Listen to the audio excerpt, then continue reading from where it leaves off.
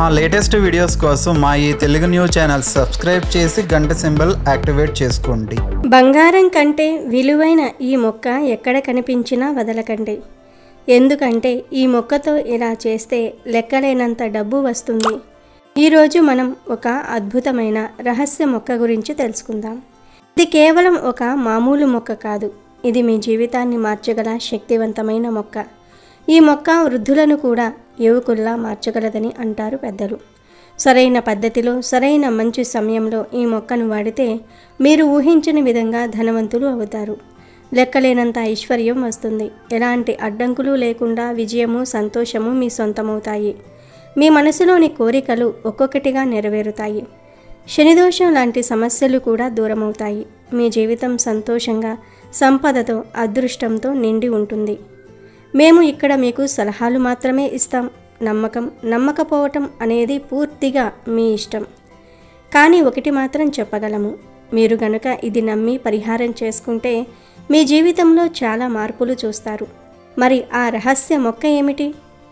ఆ మొక్కతో ఏం చేయాలి అనే విషయాన్ని ఇప్పుడు మనం ఈ వీడియోలో వివరంగా తెలుసుకుందాం. ఫ్రెండ్స్, ఫస్ట్ అయితే కామెంట్ బాక్స్లో జై శ్రీరామ్ అని కామెంట్ చేయండి. అలాగే ఈ వీడియోకి ఒక లైక్ కొట్టి మా ఛానల్ని సబ్స్క్రైబ్ చేసుకొని మాకు సపోర్ట్ చేయండి. మన ప్రకృతిలో అనేక మొక్కలు ఉన్నాయి. కానీ వాటిల్లో కొన్ని మొక్కలు మాత్రం విపరీత శక్తులను కలిగి ఉంటాయి. కొన్ని మొక్కలు ఆరోగ్యపరంగా ఉపయోగపడటమే కాదు, పరిహారాల పరంగా కూడా ఎంతో శక్తిని కలిగి ఉంటాయి. అలాంటి మొక్కలతో పరిహారాలు చేస్తే మనకు ఉండే కష్టాలు పోతాయి. మన జీవితాలు మారిపోతాయి. లెక్కలేనంత ధనం వస్తుంది. అలాంటి మొక్కల్లో ఒకటే ఉత్తరేణి మొక్క. ఈ ఉత్తరేణి మొక్కను కొన్ని చోట్ల అపామార్గ లేదా చిర్చిట అని పిలుస్తారు. కొన్ని ప్రాంతాలలో దీనిని ఆందిజాడు అని కూడా అంటారు. మీరు తప్పకుండా ఈ మొక్కను చూసే ఉంటారు. మీ ప్రాంతంలో దీనిని ఏ పేరుతో పిలుస్తారో కామెంట్ ద్వారా తెలియజేయండి. దీని ఎత్తు సుమారు 60 నుంచి 120 సెంటీమీటర్ల వరకు ఉంటుంది. ఇది ఎరుపు తెలుపు అనే 2 రకాల్లో లభ్యమవుతుంది. అయితే తెలుపు అపామార్గ మరింత శక్తివంతమైనది. ఈ మొక్కల్లో మొదలు, ఆకులు, కాండము, పువ్వులు మరియు విత్తనాలు ఉంటాయి. దీని పువ్వులు మరియు పండ్లు శీతాకాలంలో వస్తాయి. వేసవిలో ఎండిపోతాయి. ఈ మొక్క గురించి తెలుసుకుంటే మీరు ఆశ్చర్యపోతారు. ఎందుకంటే దీని ఆకుల్లో గంగామాత నివసిస్తూ ఉంటుంది. వేర్లల్లో బ్రహ్మ, విష్ణు, మహేశ్వర్లు ఉన్నారు. మరియు దీని ఆకులు, తొడిమలు, పండ్లల్లో మొత్తం సృష్టి శక్తి కలిసి ఉంది. ఈ మొక్క ఎంత గొప్పదంటే స్వయంగా శివుడే ఈ మొక్కను పొగిడాడు. ఈ మొక్కలో అమృత శక్తి ఉంది. ఎందుకంటే సముద్ర మథనం సమయంలో అమృత బిందువులు ఈ మొక్కపై పడ్డాయి. అందుకే ఈ మొక్క చాలా శక్తివంతమైనదిగా మారింది. ఈ ఉత్తరేణి మొక్క వెనుక ఒక పురాణ కథ కూడా ఉంది. ఇంద్రుడు వృత్తాసురుణ్ణి చంపిన తర్వాత నముచి అనే రాక్షసుని చంపడానికి అతనితో స్నేహం చేసినట్లు నటించాడు. తర్వాత నముచి విశ్రాంతి తీసుకుంటూ ఉండగా ఇంద్రుడు అతని తలను నరికివేశాడు. ఆ తెగిన తల స్నేహితుడిని మోసం చేశాడు అని అరుస్తూ ఇంద్రుడి వెంటపడింది. దానితో భయపడిన ఇంద్రుడు బృహస్పతిని సంప్రదించి ఒక యాగం చేసి నముచి తల నుండి తప్పించుకున్నాడు. యాగాన్ని రాజసూయ యాగంలో ఒక భాగంగా భావిస్తారు. ఇందులో ఉత్తరేణి ధాన్యం వాడారు. ఈ ధాన్యం వాడి యాగం చేసిన ఇంద్రుడు నముచికి కనిపించడు. అలా దారి తప్పించింది కాబట్టి ఈ మొక్కకు అపామార్గం అనే పేరు వచ్చింది. వినాయక చవితి పూజలో వినాయకుడికి ఇష్టమైన 21 ఆకులలో ఈ ఉత్తరేణి ఆకు ఒకటి. అన్ని రోగాలను నయం చేసేదిగా చెప్పబడుతూ ఈ మొక్కకు ఆయుర్వేదంలో చాలా ప్రాముఖ్యత ఉంది. ఈ మొక్క చెడు శక్తులు, కీడు మరియు నెగిటివ్ ఎనర్జీని తొలగించే శక్తిని కలిగి ఉంటుంది. ఇది ఇంట్లో శాంతిని మరియు మంచి వాతావరణాన్ని తెస్తుంది. గ్రహ శాంతి కోసం శని, రాహు, కేతు వంటి గ్రహాల సమస్యలను తొలగించుకోవడానికి ఈ మొక్కను ఉపయోగిస్తారు. ఇది జ్యోతిష్యంలో మంచి పనులకు సహాయపడుతుంది. ఈ మొక్కను పూజించటం లేదా దాని రక్షను ధరించటం వల్ల మనసులో శాంతి, స్థిరత్వము మరియు మంచి ఆలోచనలు వస్తాయి. పురాణాల ప్రకారం ఈ మొక్క చెడు శక్తిని తొలగించే శక్తిని కలిగి ఉంటుంది. దీనివల్ల పాపాలు, దోషాలు తొలగి పుణ్యం పెరుగుతుంది. ఈ మొక్కను వినాయక చవితి, పౌర్ణమి లేదా ఇతర పూజలలో ఉపయోగించటం వల్ల దేవతల దయ పొందగలరు. ఇది పూజా సామాగ్రిగా చాలా పవిత్రంగా భావిస్తారు. ఈ మొక్కను ఇంట్లో ఉపయోగించటం వల్ల సుఖము మరియు శాంతి వస్తాయి. ఈ మొక్కను సరైన పద్ధతిలో ఉపయోగించటం వల్ల మీ జీవితంలో సుఖం, సంపద మరియు శాంతి వస్తాయి. ఇప్పుడు మనం ఒక అద్భుతమైన పరిహారాన్ని తెలుసుకుందాము. లక్ష్మీదేవి స్వయంగా మీ ఇంటికి వచ్చేలాగా చేసే ఒక మార్గం ఉంది. ఏమీ లేదు, ఉత్తరైన చెట్టుకి గింజలు ఉంటాయి కదా, ఆ గింజలను ఒక స్పూనుడు సేకరించి వాటిని ఒక గిన్నెలో వేసి ఆ గిన్నెలోనే కొంచెం గుగ్గిలం పొడి వేసి ధూపం వేసి ఆ ధూపాన్ని పూజ గదిలో ఉంచాలి. ఇలా 2 మంగళవారాలు 2 శుక్రవారాలు చేసుకోవాలి. ఉత్తరేణి గింజలతో ఇలా ధూపం వేస్తే ఇంట్లో ఉన్న చెడంతా కూడా పోతుంది. మీకు ఉండే ధన సమస్యలు పోతాయి. విపరీత ధనలాభం కలుగుతుంది. అంతేకాదు ఇలా ధూపం వేస్తే లెక్కలేనంత డబ్బు వస్తుంది. కనుక అందరూ ఉత్తరేణి గింజలతో ఈ పరిష్కారం చేసుకోండి. పరిహారాల పరంగానే కాదు, ఆరోగ్యపరంగా కూడా ఉత్తరేణి మొక్కకు ఎంతో ప్రాధాన్యత ఉంది.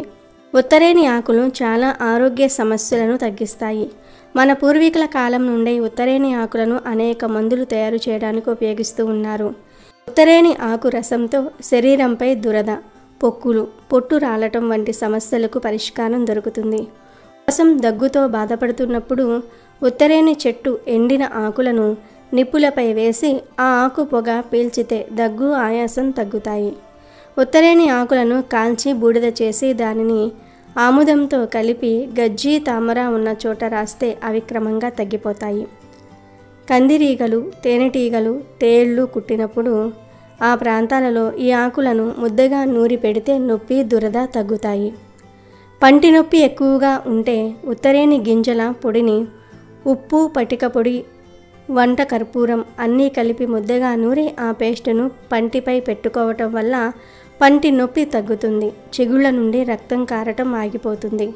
శరీరంలో ఉండే కొవ్వు కరగాలంటే ఉత్తరేణి ఆకుల రసంలో నువ్వుల నూనె వేసి బాగా మరిగించి పొట్ట మీద రాస్తే క్రమంగా కొవ్వు తగ్గుతుంది. ఉత్తరేణి కాండం ఆస్మా, మలబద్ధకం సమస్యలను నయం చేయడానికి ఉపయోగపడుతుంది. ఈ విత్తనాలను మందులలో ఉపయోగించటం వల్ల జీర్ణశక్తి పెరుగుతుంది మరియు రక్తం శుభ్రపడుతుంది. ఇవే ఈ మొక్క యొక్క ఔషధ గుణాలు. ఈ 2 మొక్కలను పొరపాటున కూడా ఇంట్లో నాటకండి, పెంచకండి.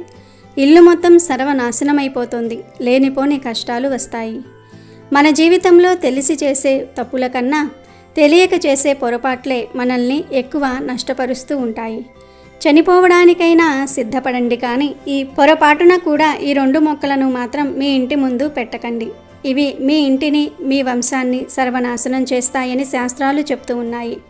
మరి ఇంతకీ ఇంటి దగ్గర ఏ మొక్కలు నాటకూడదు అనే విషయాన్ని ఇప్పుడు మనం ఈ వీడియోలో వివరంగా తెలుసుకుందాం. ఒక సమయంలో వైకుంఠంలో లక్ష్మీదేవి శ్రీ మహావిష్ణువుతో కూర్చొని ఉండగా భూలోకంలో బాధపడుతున్న మానవులను చూసి ఆమె మనసు ద్రవించింది.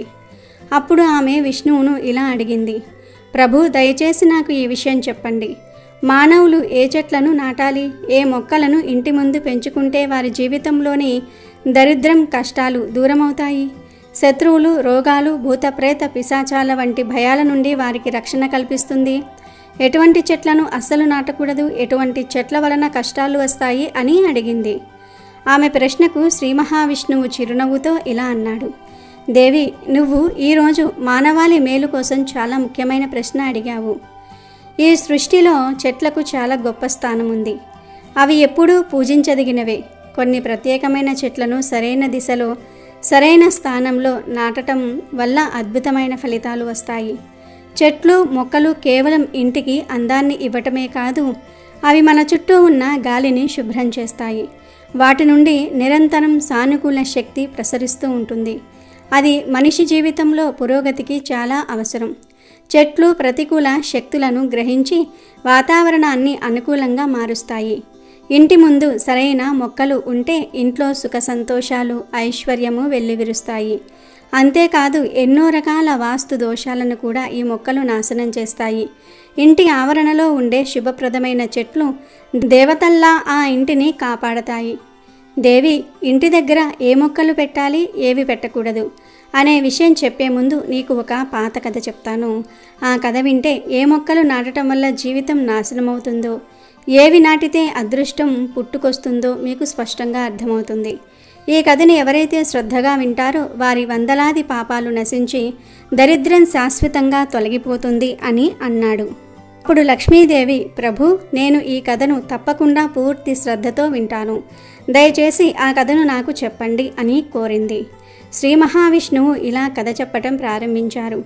ఓ దేవి, పూర్వకాలంలో మధ్య ప్రాంతంలో ఒక అందమైన నగరం ఉండేది. ఆ నగరంలో గోపాలుడు అనే ఒక వ్యాపారి తన భార్య సుమిత్రతో కలిసి నివసించేవాడు. గోపాలుడు గొప్ప శివభక్తుడు.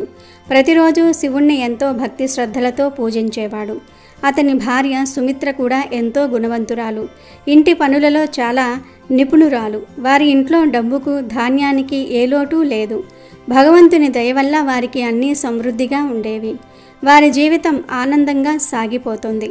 ఇలా చాలా రోజులు గడిచాక గోపాలుడి భార్య సుమిత్రకు మొక్కల పెంపకం మీద ఆసక్తి కలిగింది. తన ఇంటి ఆవరణను పచ్చగా మార్చాలని కొన్ని చెట్లను నాటింది. రోజు వాటికి నీళ్లు పోసి ప్రేమగా సేవ చేసేది.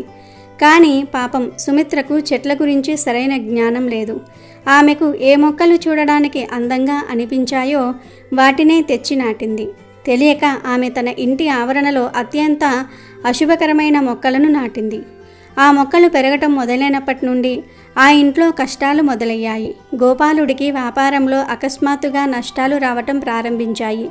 ఇంట్లో ప్రశాంతత కరువైంది. భార్యాభర్తల మధ్య ప్రతి చిన్న విషయానికి గొడవలు జరిగేవి. వారి మధ్య ప్రేమ తగ్గి అనుమానాలు, వాదనలు పెరిగాయి. వారి జీవితంలోనికి ఊహించని కష్టాలు ఒకదాని తర్వాత ఒకటి రావటం మొదలయ్యింది.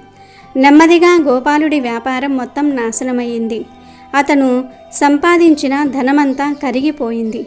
చివరికి గోపాలుడికి కనీసం తినడానికి తిండి కొనుక్కోవడానికి కూడా డబ్బు లేని పరిస్థితి ఏర్పడింది. వారు పస్తులుండటం ప్రారంభించారు. ఆకలి, దరిద్రం కారణంగా సుమిత్రలో కూడా చిరాకు పెరిగి తన భర్తను ఏదైనా పని చేయమని నిందించేది. పాపం గోపాలుడు పని కోసం గ్రామంలో ప్రతి ఇంటి తలుపు తట్టాడు. కానీ అతనికి ఎక్కడా పని దొరకలేదు. అతను నిరాశతో ఇంటికి తిరిగి వచ్చి తన భార్యతో, ప్రియా, నాకు ఎవ్వరూ పని ఇవ్వటం లేదు. ఇప్పుడు నేను ఎక్కడ పని వెతకాలి అని కన్నీరు పెట్టుకున్నాడు. వారిద్దరూ పూర్తిగా నిరాశలో మునిగిపోయారు. కొత్తగా వ్యాపారం మొదలు పెట్టడానికి వారి దగ్గర ఒక్క పైసా కూడా లేదు. చివరికి గోపాలుడు తన భార్య ఒంటి మీద ఉన్న ఆభరణాలను కూడా అమ్మి ఆ వచ్చిన డబ్బుతో కొన్ని రోజులు కడుపు నింపుకున్నారు. ఇలా తెలియక నాటిన అశుభకరమైన చెట్ల వల్ల వారి జీవితంలోనికి భయంకరమైన దరిద్రము, కష్టాలు వచ్చి చేరాయి. కానీ ఆ విషయం వారికి తెలియదు. కైలాసంలో ఉన్న పరమేశ్వరుడు, పార్వతీదేవి తమ భక్తుడైన గోపాలుడి ఈ దయనీయ స్థితిని చూస్తున్నారు. అప్పుడు పార్వతీదేవి శివుణ్ణి, ప్రభు, మీరు మీ భక్తుడికి సహాయం చెయ్యరా? గోపాలుడు మీకు ఎంత గొప్ప భక్తుడో మీకు తెలుసు కదా. ప్రతిరోజు మిమ్మల్ని పూజిస్తాడు. మరి అతనిని ఎందుకు ఇలా పరీక్షిస్తున్నారు అని అడిగింది. అప్పుడు శివుడు, దేవి, నేను ఖచ్చితంగా గోపాలుడికి సహాయం చేస్తాను. కానీ ముందు అతని గుణాన్ని పరీక్షించాలి. అందుకే నేను స్వయంగా అతని ఇంటికి వెళ్ళి అతడిని పరీక్షిస్తాను అని చెప్పి ఒక సాధువు రూపంలో మారి భూమి మీదకు వచ్చారు. సాధువు రూపంలో ఉన్న శివయ్య గోపాలుడి ఇంటి ముందుకు వెళ్ళి భిక్ష కోసం పిలిచారు. ఇంటి ముందుకు వచ్చిన తేజోవంతుడైన సాధువును చూసి గోపాలుడు నమస్కరించి, సాధు మహారాజ్, రండి, ఈ యజమాని ఇంటికి మీకు స్వాగతం. నేను మీకు ఎలా సహాయం చేయగలను అని వినయంగా అడిగాడు. అప్పుడు సాధువు రూపంలో ఉన్న పరమేశ్వరుడు, నాయన, నేను తీర్థయాత్రలో ఉన్నాను. విశ్రాంతి తీసుకోవడానికి ఏదైనా చోటు కోసం వెతుకుతున్నాను. నీకు ఇబ్బంది లేకపోతే ఈ రాత్రికి మీ ఇంట్లో నాకు ఆశ్రయం ఇవ్వగలవా? నేను చాలా రోజులుగా ఆకలితో ఉన్నాను. కొంచెం భోజనం పెడితే నీకు పుణ్యం ఉంటుంది అన్నారు. సాధువు మాటలు విన్న గోపాలుడు, మహాత్మా, మీరు ఖచ్చితంగా పుణ్యాత్ముల్లా కనిపిస్తున్నారు. మీ ముఖంలో ఎంతో తేజస్సు ఉంది. మీకు సేవ చేసే అవకాశం రావటం నా అదృష్టం. దయచేసి లోపలికి రండి అని ఆహ్వానించాడు. గోపాలుడు ఆ సాధువుకు గొప్ప సేవ చేశాడు. కానీ అతని ఇంట్లో వండడానికి ఒక్క అన్నం గింజ కూడా లేదు. అప్పుడు అతను తన భార్యతో, ప్రియా, ఇంటికి వచ్చిన సాధువు మహాపురుషుడిలా ఉన్నారు. మనం ఎలాగైనా ఆయన ఆకలి తీర్చాలి. నేను గ్రామంలోనికి వెళ్ళి ఎవరినైనా అడిగి కొంచెం డబ్బు తీసుకువస్తాను అని చెప్పి గ్రామంలోని ఒక సేటు ఇంటికి వెళ్ళాడు. ఆ సేటును కొంచెం డబ్బు అప్పుగా ఇవ్వమని వేడుకున్నాడు. కానీ ఆ సేటు నీ దగ్గర ఒక్క పైసా కూడా లేదు, నా డబ్బు ఎలా తిరిగి ఇస్తావు అని నిరాకరించాడు. అప్పుడు గోపాలుడు, సేటుగారు, దయచేసి కొంచెం డబ్బు ఇవ్వండి, నేను త్వరలోనే తిరిగి ఇస్తాను. ఒకవేళ నేను డబ్బు తిరిగి ఇవ్వకపోతే మీరు నా ఇంటిని తీసుకోండి అని మాట ఇచ్చాడు. గోపాలుడి నిజాయితీకి జాలిపడి ఆ సేటు డబ్బు ఇచ్చి, వ్యాపారి, నువ్వు చెప్పినట్టు డబ్బు తిరిగి ఇవ్వకపోతే నీ ఇంటిని నాకే ఇవ్వాలి అని చెప్పాడు. గోపాలుడు ఆ డబ్బు తీసుకుని పాలు, బియ్యము, కూరగాయలు కొనుక్కొని ఇంటికి వచ్చాడు. అతని భార్య సుమిత్ర వెంటనే వంట చేసి సాధువుకు భక్తితో వడ్డించింది. గోపాలుడి భక్తిని, అతిథి మర్యాదను చూసి ఆ సాధువు చాలా సంతోషించారు. భోజనం అయ్యాక ఆయన గోపాలుడితో, వ్యాపారి, నీ భక్తికి గౌరవానికి నేను చాలా సంతోషించాను. నీకు ఏమైనా కోరిక ఉంటే కోరుకో, నేను ఖచ్చితంగా నెరవేరుస్తాను అన్నారు. అప్పుడు గోపాలుడు చేతులు జోడించి, మహాత్మా, మీ ఆశీర్వాదమే మాకు చాలు. కానీ నేను మీ నుండి ఒక విషయం తెలుసుకోవాలనుకుంటున్నాను. నేను ఏ పాపం చేయటం వల్ల నాకు ఈ దరిద్రం పట్టుకుంది? మేము ఎంతో భక్తితో పరమేశ్వరుని పూజించాము, అయినా మా జీవితంలోనికి ఎందుకింత దరిద్రం వచ్చింది? దీనికి గల కారణం ఏమిటి? ఈ దరిద్రాన్ని తొలగించుకోవడానికి నేను ఏమి చేయాలి అని అడిగాడు. అప్పుడు ఆ సాధువు నవ్వి, నాయనా, నేను నీ ఇంటి ఆవరణలోనికి అడుగుపెట్టినప్పుడే నీ కష్టాలకు కారణం ఏమిటో నాకు అర్థమైంది. జీవితంలోనికి ఈ భయంకరమైన దరిద్రం రావడానికి కారణం నీ ఇంటి ముందున్న ఆ చెట్లే. నీ భార్య తెలియక నాటిన ఆ చెట్లు అత్యంత అశుభకరమైనవి. వాటి వల్లే నీకు ఈ దుస్థితి వచ్చింది. వెంటనే ఆ చెట్లను తొలగించి వాటి స్థానంలో శుభకరమైన మొక్కలను నాటు అని చెప్పారు. అప్పుడు గోపాలుడు ఆశ్చర్యపోయి, మహాత్మా, దయచేసి నాకు చెప్పండి, ఇంట్లో ఏ చెట్లు నాటితే సుఖ సంపదలు వస్తాయి, ఏ చెట్లు నాటకూడదు, వివరంగా చెప్పండి, మీకు జీవితాంతం రుణపడి ఉంటాను అని వేడుకున్నాడు. అప్పుడు ఆ సాధువు ఇలా చెప్పటం ప్రారంభించారు. నాయన, శ్రద్ధగా విను. మీ ఇంటి బావి దగ్గర ఒక పనస చెట్టు నాటు. పనస చెట్టు నాటటం వల్ల వచ్చే పుణ్యం వందలాది యజ్ఞాలు చేసిన దానితో సమానం. ఆ పనస ఆకులు నీటిలో పడినప్పుడు అవి పిండాలుగా మారి పితృదేవతలను తృప్తిపరుస్తాయి. దీనివల్ల అన్ని రకాల పితృదోషాలు తొలగిపోతాయి. ప్రతిరోజు స్నానం చేసిన తర్వాత ఎవరైతే ఈ పనస చెట్టును తాకి నమస్కరిస్తారో వారు తెలిసి తెలియక చేసిన పాపాల నుండి విముక్తులవుతారు. జీవితంలో ఎప్పుడూ ఓటమిని చూడరు. పనస చెట్టును తాకటం వల్ల సాక్షాత్తు లక్ష్మీదేవి అనుగ్రహం కలుగుతుంది. దాని చుట్టూ ప్రదక్షిణ చేయటం వల్ల ఆయుష్ పెరుగుతుంది. అమావాస్య రోజు పనస చెట్టుకు ప్రణామం చేయటం వల్ల 1000 గోవులను దానం చేసినంత ఫలం దక్కుతుంది. పొరపాటున కూడా ఈ చెట్టుకు హాని చేయకూడదు. దాని కొమ్మలు విరిచిన, గాయపరిచిన అది మహాపాపం. అలాంటి వారు నరకంలో కఠినమైన శిక్షలు అనుభవిస్తారు. రెండవది, సాక్షాత్తు విష్ణుమూర్తికి ప్రాణమైన ఉసిరి చెట్టు. ఉసిరి చెట్టును ఇంటి దగ్గర పెంచితే చాలా మంచిది. ఈ చెట్టు ఫలం అన్ని లోకాలలో ప్రసిద్ధి చెందింది. పరమ పవిత్రమైనది. ఉసిరి చెట్టును నాటిన స్త్రీ పురుషులు మరణ చక్రం నుండి విముక్తులవుతారు. ఈ పవిత్ర ఫలాన్ని చూడగానే విష్ణుమూర్తి ఎంతో సంతోషిస్తాడు. దీనిని తినటం వల్ల ఆయుష్ పెరుగుతుంది, సకల పాపాలు నశిస్తాయి. ఉసిరికాయను నానబెట్టిన నీటిని త్రాగటం వల్ల ఎలాంటి దీర్ఘకాలిక రోగాలైనా నయమవుతాయి. ఆ నీటితో స్నానం చేయటం వల్ల దరిద్రదేవత ఇంటి నుండి పారిపోతుంది. సకల ఐశ్వర్యాలు లభిస్తాయి. ఏ ఇంట్లో అయితే ఉసిరి చెట్టు ఉంటుందో ఆ ఇంట్లోకి భూత, ప్రేత, పిశాచాలు ప్రవేశించలేవు. ఏకాదశి రోజు ఉసిరి చెట్టు కింద దీపం పెట్టి పూజ చేస్తే ప్రపంచంలోని అన్ని పుణ్యతీర్థాలను దర్శించిన దానికంటే గొప్ప ఫలం లభిస్తుంది. ఎవరి ఇంటి ఆవరణలో ఉసిరి చెట్టు ఉంటుందో అక్కడ సాక్షాత్తు లక్ష్మీనారాయణులు కొలువై ఉంటారని శాస్త్రం చెప్తోంది. మూడవది, మందార చెట్టు. మందార చెట్టు శోకాన్ని, దుఃఖాన్ని నాశనం చేస్తుంది. ఈ చెట్టులో అప్సరసలు నివసిస్తూ ఉంటారు. ఇది నిరాశను తొలగించి మనసుకు ప్రశాంతతను ఇస్తుంది. మందార చెట్టును ఇంటి ఆవరణలో నాటడం వల్ల ఇంట్లో సుఖశాంతి, కుటుంబ సభ్యుల మధ్య ప్రేమ వెల్లివిరుస్తాయి. లక్ష్మీదేవి అనుగ్రహం కూడా లభిస్తుంది. అష్టైశ్వర్యాలు సిద్ధిస్తాయి. నాలుగవది, వేప చెట్టు.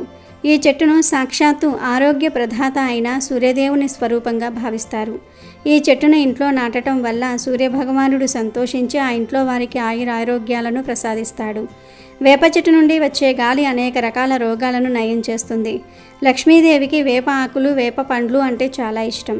అందుకే ఆమె వేప చెట్టు ఉన్న ప్రదేశంలో నివసించడానికి ఇష్టపడుతుంది. ఇంటి ముందు వేప చెట్టు నాటడం వల్ల ధన సంపద వృద్ధి చెందుతుంది. ఐదవది బిల్వపత్రం చెట్టు. ఈ చెట్టు సాక్షాత్తు శివపార్వతుల నివాస స్థలం. ఈ చెట్టు కింద కూర్చుని ఒక్కసారి ఓం నమ శివాయ అని జపించిన అది 1,00,000 సార్లు జపించిన దానితో సమానం. బిల్వ చెట్టు ఉన్న ఇంట్లో ఎప్పుడూ అకాల మరణం సంభవించదు. ఏ స్త్రీ కూడా వైధవ్యాన్ని పొందదు. ఆ ఇంటిని శివపార్వతులు స్వయంగా కాపాడుతూ ఉంటారు. ఆరవది అరటి చెట్టు. ఇది కూడా చాలా శుభప్రదమైనది. బృహస్పతి గ్రహానికి, విష్ణుమూర్తికి ప్రతీక. ఈ చెట్టు ఉన్న ఇంట్లో ఎప్పుడూ ధనానికి, ధాన్యానికి లోటు ఉండదు. ఆ ఇంటి పిల్లలు విద్యలో రాణిస్తారు. ఏడవది పారిజాత మొక్క.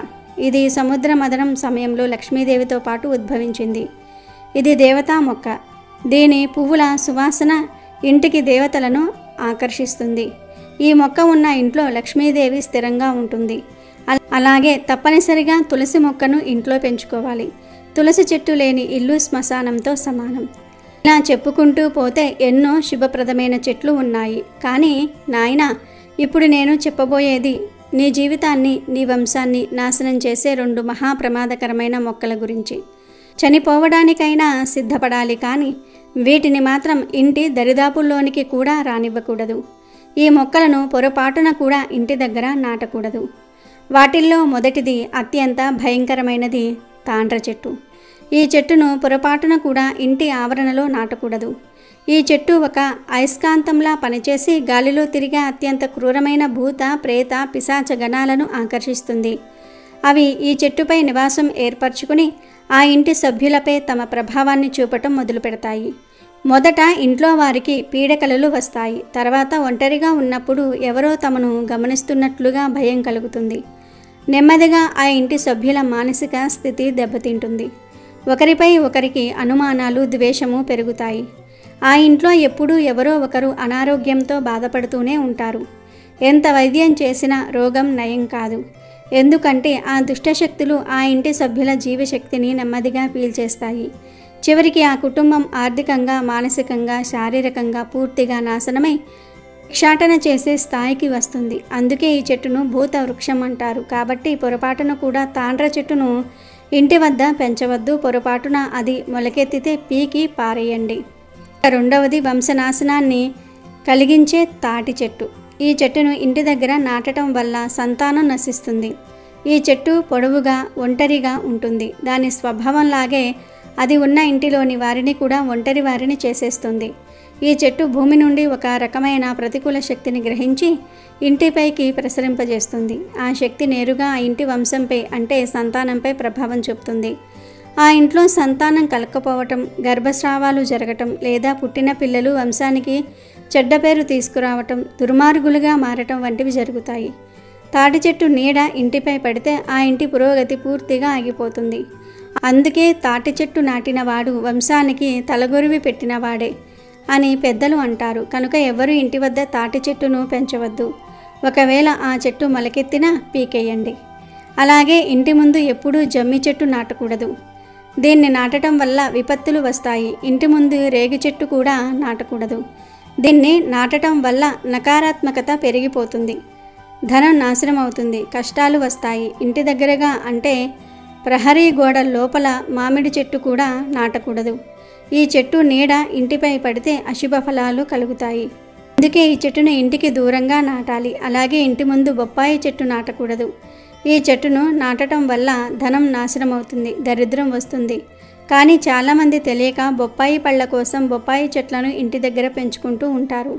కానీ అది మీ ఇంటికి అస్సలు మంచిది కాదు. కనుక మీ ఇంటి దగ్గర బొప్పాయి చెట్లు ఉంటే వాటిని వెంటనే తీసి పారేయండి. అలాగే మర్రి చెట్టు ఇంటి తూర్పు దిశలో ఉంటే ఇంట్లో దరిద్రం వస్తుంది. మేడి చెట్టు ఇంటి పడమర దిశలో ఉంటే ఇంట్లో శోక వాతావరణం ఉంటుంది.